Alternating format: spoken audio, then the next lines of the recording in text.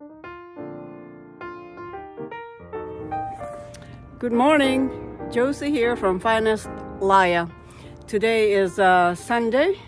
It's a beautiful day, warm, about 50 degrees Fahrenheit, and we are out here on our porch going to show you what we have been doing in the garden in preparation for spring. Actually, it's my husband who has been working in the garden, chopping bushes, trimming them, and digging out excess plants in the garden, and clearing out debris. Just like Josie said, we're out here on a beautiful day. It's a little bit of chill in the air, but that's wonderful. What we want to do is show you a little bit of the garden, and exactly like she said, preparation that we have been doing in anticipation of the spring. Truth be known, the spring is already a little bit out. Like she shared with you, we've been doing some pruning, mainly in the bushes. And you have to get that done before the middle of March, beginning of April. Middle of March, really, because the weather, the climate has changed. It's getting warmer, quicker. And one thing that means is that the birds are looking for nesting sites and bringing in nesting materials. And you don't want to disrupt that process when it started.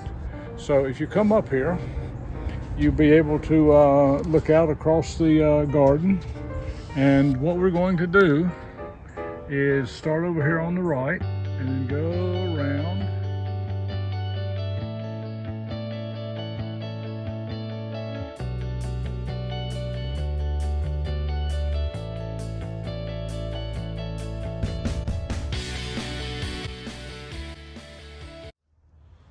Just want to show you some treasures that my husband found in the river. Driftwood.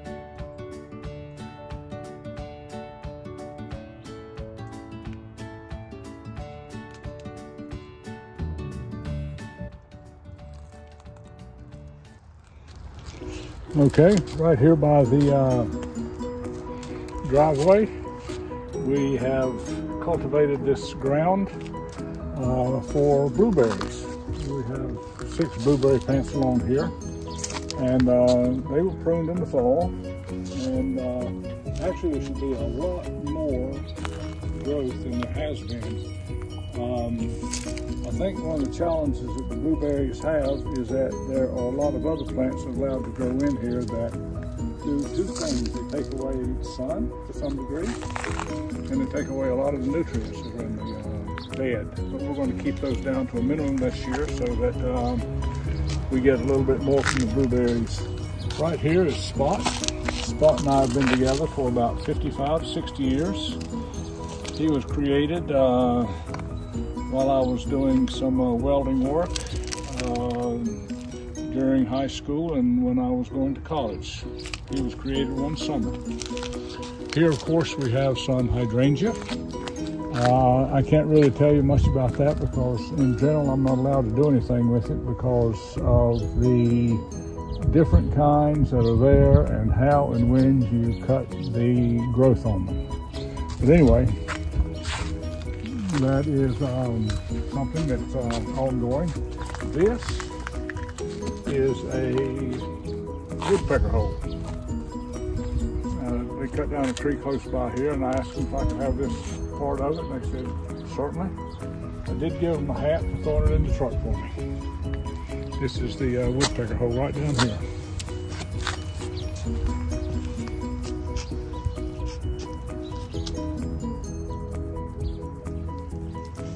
This is a bush, the name of it I do not know, but it grows very quickly and has a beautiful green leaf on it that has a nice sheen to it. You can see it has a nice red bloom that will come out a little bit later. It looks as though I have been pretty drastic in pruning it, but If you don't, you end up with something more tuned to a small tree as opposed to a bush. Right here we have a maple that didn't make it. But we keep the plant in the ground, the dead tree in the ground, because there are so many things that like to grow on it. And that's what we have on there now. We have a, what do you call it? Wisteria. Wisteria. Wisteria really likes it. And we hopefully are going to be able to see some of the blooms that will be coming out in 2 or 3 weeks. These I haven't trimmed yet. And I'm not doing it right now because it's getting ready to bloom, and it has a really nice fragrance when it does bloom. As you see, it can get out of hand, but I'm aware of that. We'll be pruning that very soon in basically middle of April. Just the bottom of it because I'm aware of the birds. Back here, you cannot see it, but behind the daffodils, as you can see, the daffodils are already in bloom.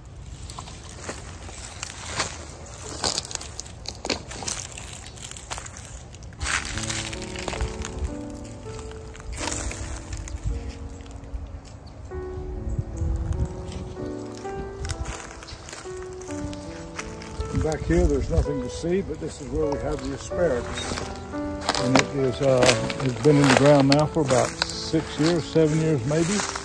And we will be seeing it shooting up before too long. What is the name of this bush? Forsythia. This is a forsythia, and it too grows like crazy. I pruned it in the fall, and it's hard to see now, but it is already starting to bud, and it will be covered with small yellow blooms before you know it.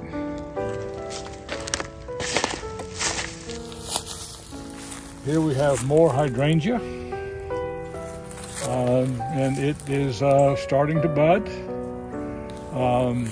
Lots of daffodils around. Immediately behind that are our box bushes that I try to keep trim. They're very healthy. They do appear to be very healthy right now. I have left this butterfly bush, what I believe you call a budlia. Budlia. I just want to see how heavy the main trunk will get. Normally you cut it all the way back to the ground, but it comes out with a beautiful purple cone-shaped cluster of flowers. And locally they call it a butterfly bush because the butterflies do like it. Here we have a ornamental rose that I think suffered the effects of very cold weather one year, 15 months ago at Christmas. Temperature went down to close to 0 and stayed that way for 2 or 3 days. And we had a really healthy, full rose at that time, and it's died back to this. It does have a lot of fragrance. We got this at the local market, and it has clusters of white flowers on it. Pink. Slightly a pink tinge to it. Pale pink. And they are the most fragrant blooms that you can imagine.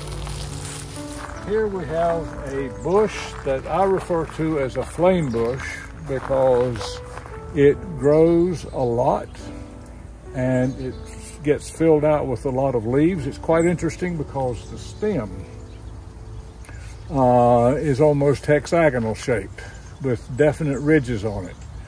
But in the fall, these bushes turn into the most bright red that you can imagine. It really sets off the fall garden. It's really beautiful to see.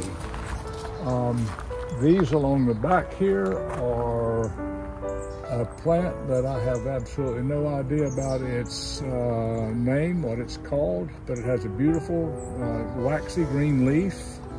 I can't remember it ever blooming, but it has a lot of growth during the summer, and you have to trim it. toward the at the end of the summer.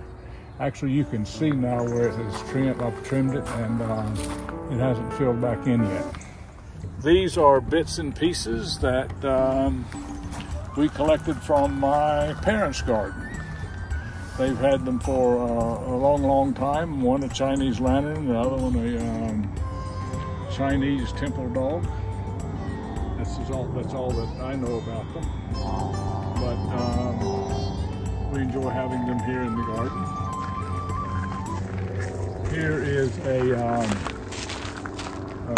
plant stand that I made about the same time I made the dog we showed you earlier on. It's very nice stand. It's got a place for flowers in it, a place where you can hang flowers. This is our azalea walk. All along this side we have azaleas. They have been pruned in probably May.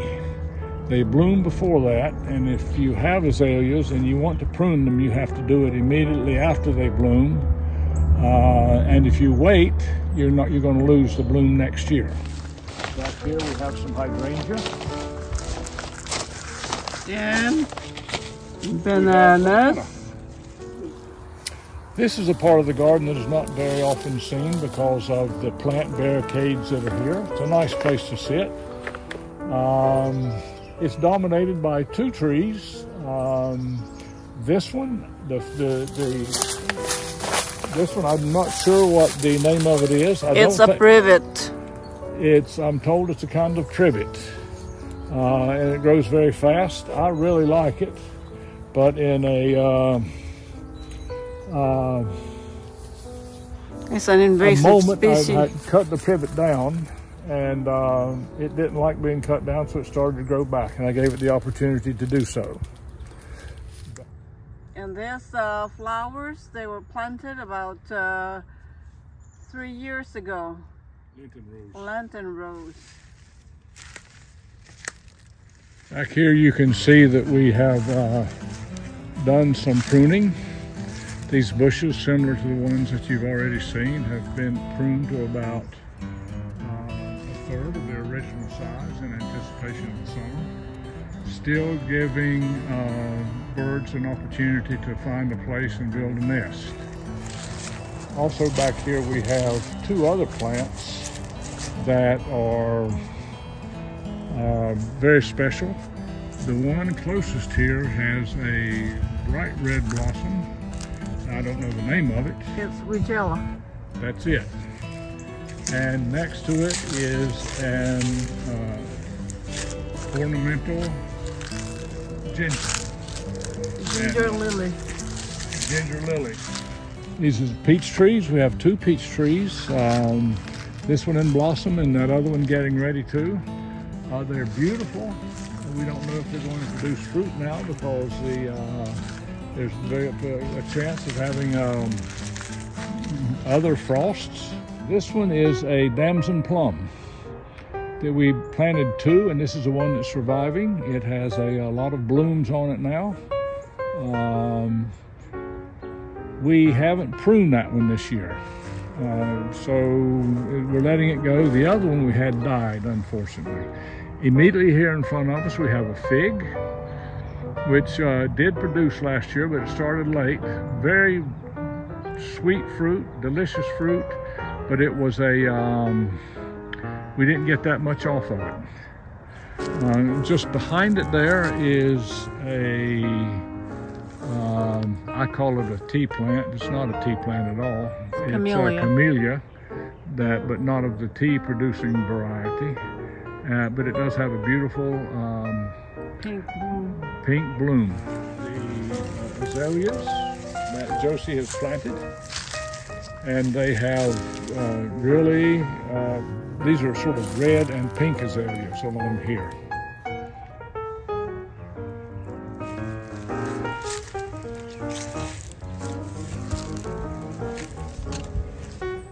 The bed behind the azaleas is covered with a daffodil-like plant.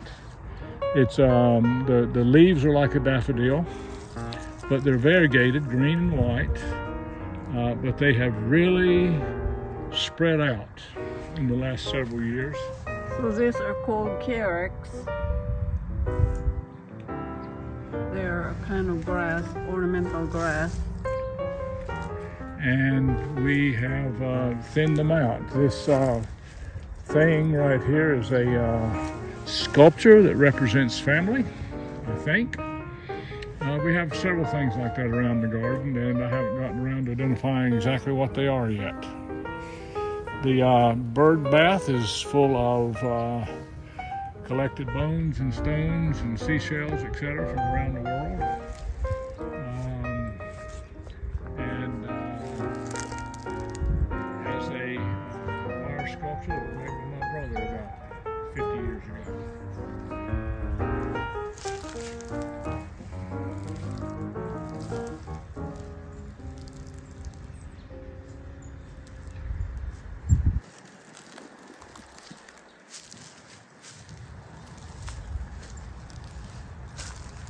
This is a dogwood tree that is very unhappy. It's an old dogwood tree, and it is slowly falling to pieces with age. And another plant that we have put here in the garden is an Asian pear.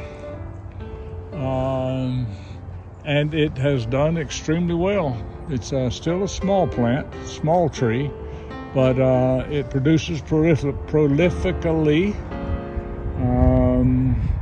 and so much so that it has to be propped up to hold the fruit.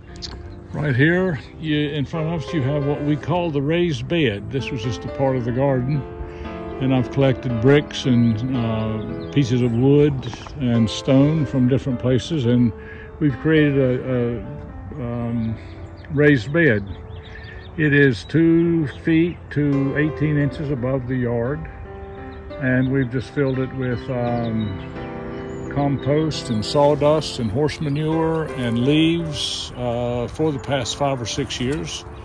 And it's where we plant a variety of things in the summertime. Most successfully have been tomatoes and aubergines.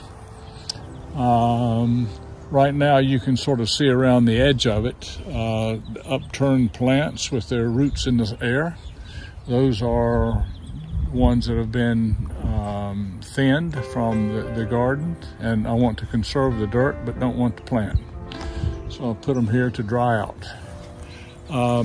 In the raised bed here, we also have some blueberries that have been transplanted from a farm close to here, and we're going to see how they do. And with that, we look forward to sharing with you a walk through the garden in 3 or 4 weeks' time to show you the transition.